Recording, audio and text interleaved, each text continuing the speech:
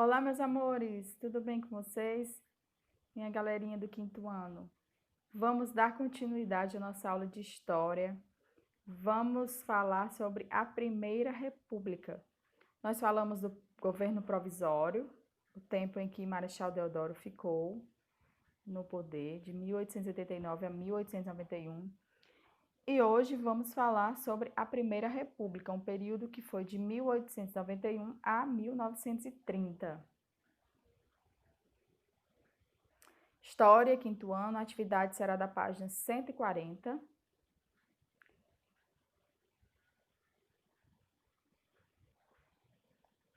A Primeira República começou depois do governo provisório e só terminou em 1930.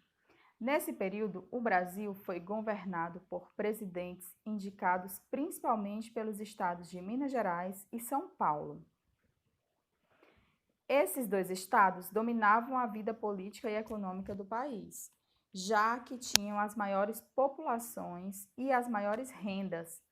Por isso, dizemos que o governo da Primeira República era oligárquico, uma vez que poucas pessoas ou famílias se revezam no poder. Foi uma época marcada pelo domínio dos coronéis. Então, as oligarquias, que são uma forma de governar em que o poder está na mão apenas de poucas pessoas e da mesma família, e se revezam no poder.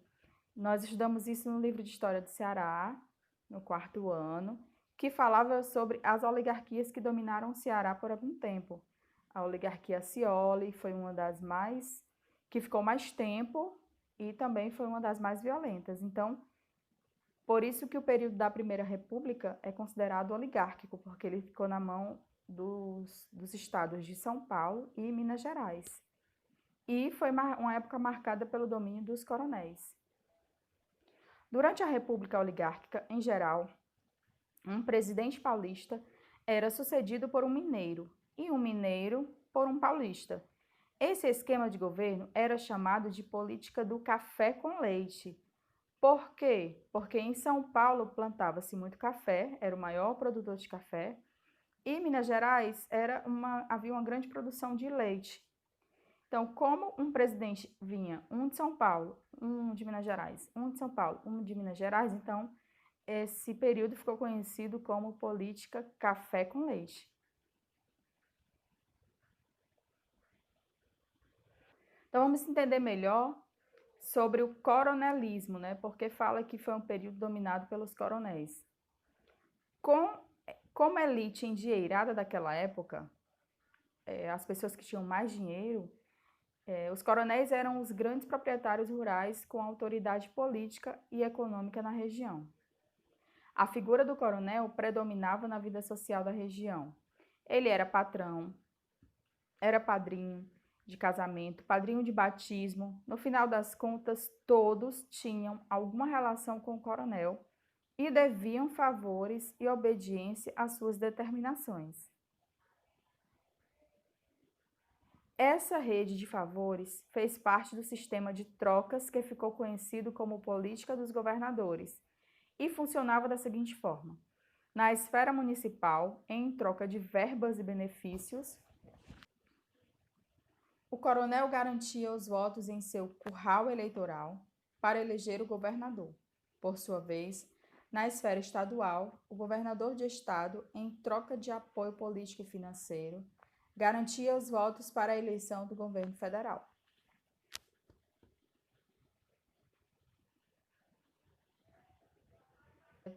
Muitas pessoas deviam favores aos coronéis, e isso garantia a ele uma certa cobrança e também garantiam os votos em quem ele queria eleger. Era uma troca de favores.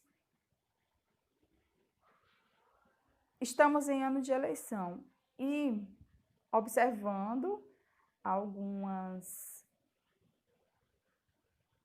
coligações, alguns políticos, podemos dizer que ainda existe essa troca de favores, ainda existe muito essa troca de favores.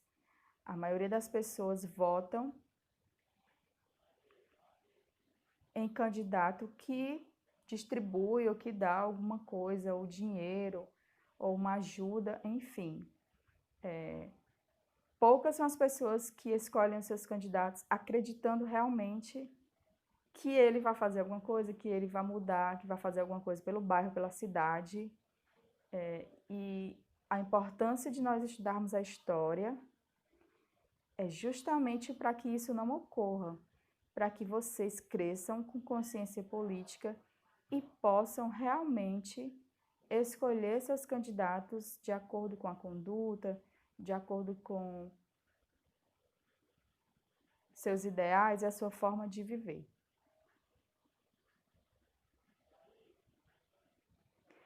Economia e política. Durante a Primeira República, o café continuou sendo a principal atividade econômica do país. Mas o fato de o Brasil se destacar apenas na agricultura representava um atraso em relação aos outros países, principalmente os europeus, que vendiam produtos industrializados. Por isso, o governo incentivou a instalação de novas indústrias no Rio de Janeiro e em São Paulo. A chegada da indústria e a modernização do comércio, no entanto, efetivaram-se lentamente, pois não interessavam aos fazendeiros, que lucravam com a agricultura e a criação de gado. Então, nesse momento da Primeira República, o governo começou a incentivar a instalação de indústrias, de novas indústrias no Rio de Janeiro e em São Paulo, como essas da imagem. Só que essas indústrias não interessavam aos fazendeiros, porque o negócio deles era lucrar com a agricultura e a criação de gado.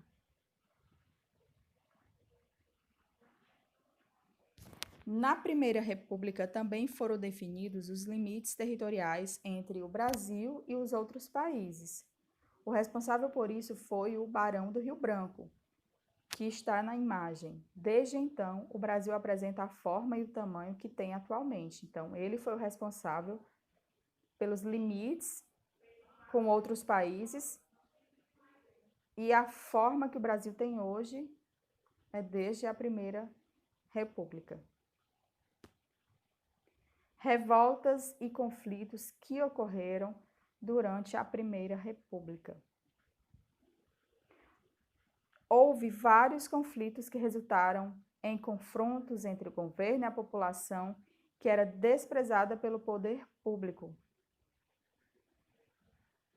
Então, era uma política que só pensava neles, na vida deles, dos ricos, e a maior parte da população era desprezada.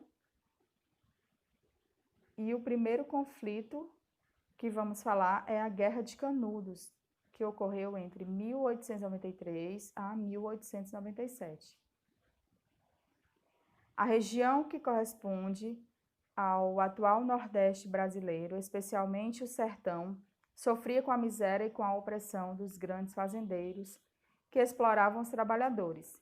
Nesse contexto, jagunços e cangaceiros cuidavam da segurança dos coronéis e beatos pregavam a salvação pela religião.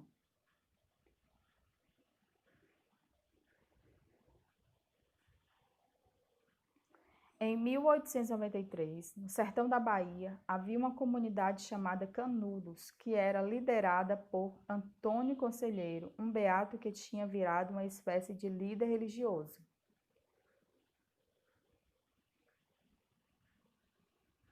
Enquanto a população baiana sofria com a exploração promovida pelos fazendeiros e com a miséria, o povoado de Canudos tinha conseguido se transformar em uma comunidade sustentável.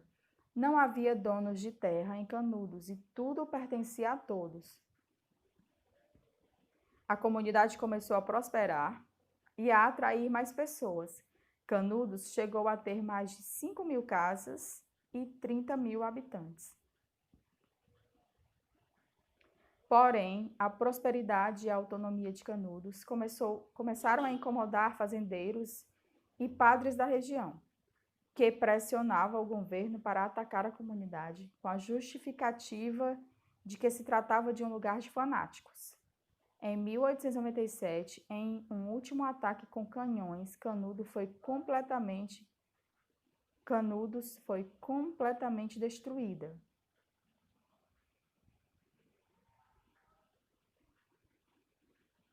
Revolta da vacina, que ocorreu em 1904, há 116 anos, especificamente. No início do século XX, havia o desejo dos governantes de tornar o Brasil tão moderno como a Europa. No entanto, as condições das cidades eram muito precárias. Não havia serviço de esgoto e as doenças se espalhavam, o que impedia que as cidades se desenvolvessem e que houvessem investimentos externos em nosso país.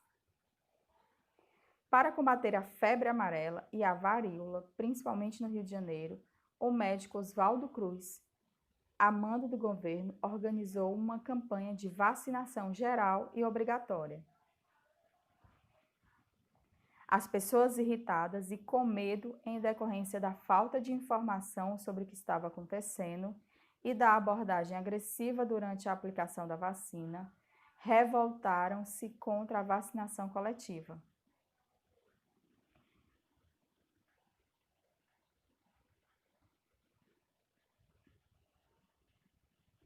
E as pessoas não foram informadas, apenas o governo organizou essa vacinação geral e obrigatória, então as pessoas se revoltaram contra isso. E nós estamos vivendo novamente aí toda uma polêmica sobre vacina.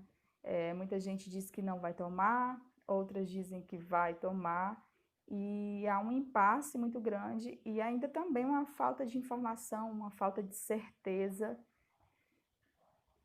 Até parece que a história está se repetindo em relação à revolta da vacina em 1904.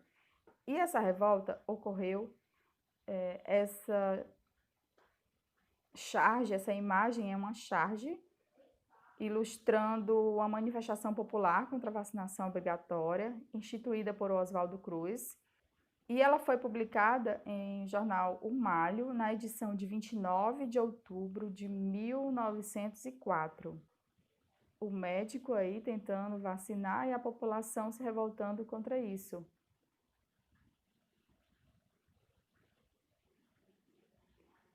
Guerra do Contestado, 1912 a 1916.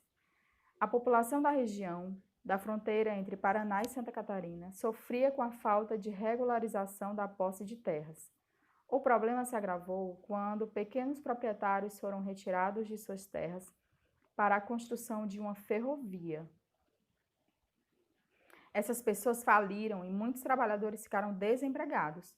Foi então que os moradores da região, especialmente os caboclos, decidiram se unir para combater o governo.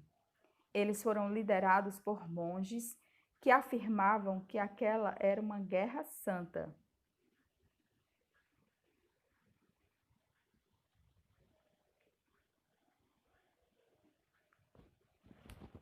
Então, agora é hora da pausa. Vamos realizar a atividade. Em seguida, teremos a correção. E sobre os conflitos, Guerra de Canudos, que foi um dos conflitos importantes que ocorreram no Brasil, no Arraial de Canudos, como era chamado, as pessoas dividiam tudo, eles viviam em igualdade e isso incomodava os poderosos da época. E sobre a revolta das vacinas, parece que a história está se repetindo, nós estamos novamente, não há uma guerra, mas há um impasse na população, uma incerteza sobre a vacina, principalmente a vacina chinesa, e é por isso que é importante que vocês, que nós, a importância de estudar a história do Brasil. É um ano político, é um ano de eleição, e estudando toda a história do Brasil, nós começamos a entender como funciona e como isso vem de muito antigamente, todas essas coisas, a corrupção, a troca de favores, os partidos políticos, as alianças. Tudo isso vem desde muito tempo, desde o começo da República e até mesmo desde o Império. Então, a importância de estudar. Em todos os vídeos eu sempre colocava ao final um videozinho para completar, ou outra pessoa explicando, mas infelizmente o YouTube começou a barrar alguns vídeos e para evitar que ocorresse algum problema em nosso canal, nós deixamos de colocar. Mas vocês podem pesquisar no YouTube sobre a Primeira República, tem muito vídeo legal, muita explicação legal. Tem paródia sobre isso, que é muito legal também. Nos outros anos, eu cantava muito com as outras turmas, as paródias, e até mesmo para fixar bem o conteúdo. Então, estudem, realizem a atividade, em seguida teremos a correção. Um beijo e até a próxima aula.